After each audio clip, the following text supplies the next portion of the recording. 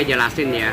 Di dalam rangkaian kehidupan seseorang ini kan ada pertama awalnya pertemanan atau bisnis ya, sehingga bahwa terjalinnya saling mempunyai hak dan meminta hak, sehingga dia datang kepada yang bersangkutan untuk memintain hak segala apa yang telah diberikan, kemudian pertanggungjawabannya, sehingga bahwa tersebut ya, maka dengan adanya suatu mendatangi rumahnya saudara Iko itu tentu meminta konfirmasi tentang adanya kerjasama maupun pembayaran yang sudah melampaui waktu ya. Mungkin juga terjadinya penagihan-penagihan itu perkataan-perkataan yang mungkin tidak dapat diterima oleh yang bersangkutan,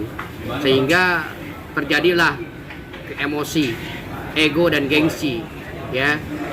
Pada akhirnya mereka sesuatu membuat berbalik badan, dan sehingga bahwa terjadinya ini maka terjadi sesuatu pemukulan. Apakah pemukulan itu benar secara langsung atau memang hanya emosional atau hanya mengemop, sehingga bahwa penagihan pembayaran mungkin bisa tidak terjadi atau mengalihkan kepada suatu orang yang ingin meminta haknya ya.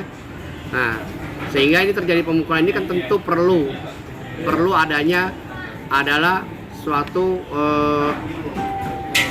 di dalam ranah hukum tentu ada yang diminta ke rumah sakit, yaitu divisum. Nah, itu dipimpin seorang anggota polisi. Nah, kalau sampai dia berlanjut, tentu dia akan membuat suatu laporan polisi.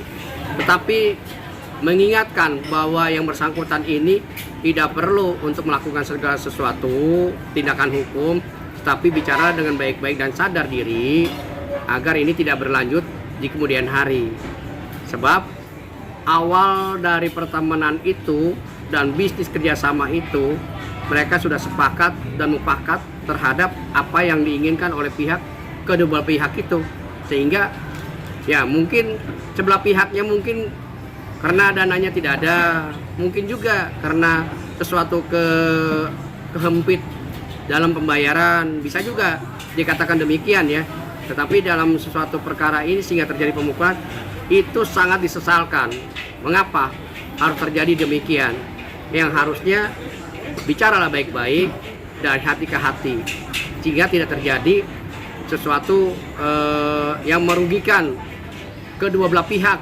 Tidak ada juga yang menguntungkan, karena kalau sudah bertindak untuk laporan polisi, kedua-duanya pasti masing-masing mempunyai kerugian, waktu, material maupun memakan juga waktu penuh pikiran itu, sehingga bahwa ini hanya menunjukkan bahwa laporan polisi itu bahwa seolah-olah dia paling benar, tetapi laporan polisi ini akan dikaji lebih dalam dan melihat bukti-bukti dan melihat saksi-saksi. Seperti itu yang saya jelaskan. Terjadinya untuk divideokan ya. Kalau misalnya terjadi sesuatu, dia tunjukkan bahwa itu alat buktinya ya. Nah, tetapi rekaman maupun video ini cuma hanya sebagai alat petunjuk. Faktanya adalah visum. Nah, kalau misalnya alat petunjuk itu membuktikan bahwa itu terjadi, maka pihak kepolisian akan mengkaji lebih dalam dan meneliti dengan arti kata menggunakan video itu. Apakah benar, apakah seutuhnya, atau duplikasi, atau memang sepotong. Nah, akan bertanyakan kembali, karena di dalam konteks video itu ada yang bisa diedit ya, atau menyampingkan, atau juga dipotong-potong seperti itu. Nah, itu perlu diperjelas dengan sengaja atau tidak divideokan, atau memang dengan niatnya untuk memviralkan tersebut. Seperti itu aja ya.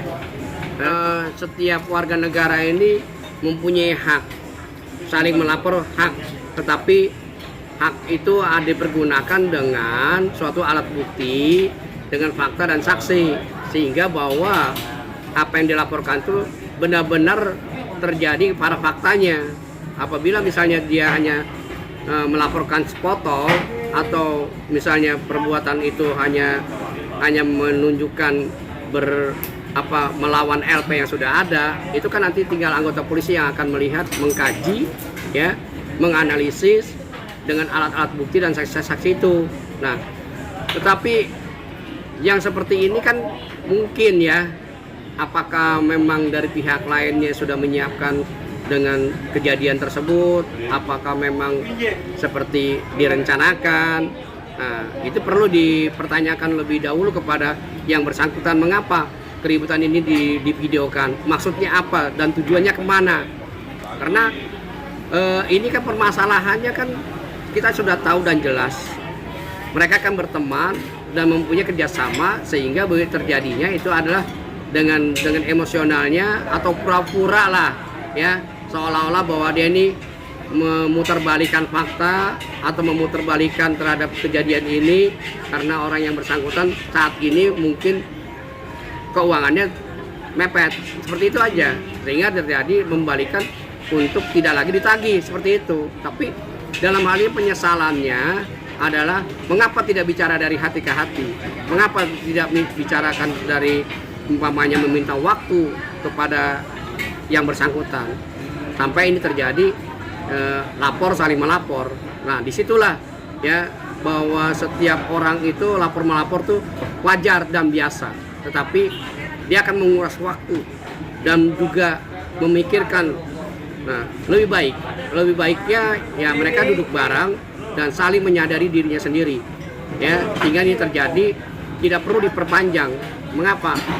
Tidak ada untungnya untuk melakukan sesuatu apa yang diinginkan dari kedua belah pihak.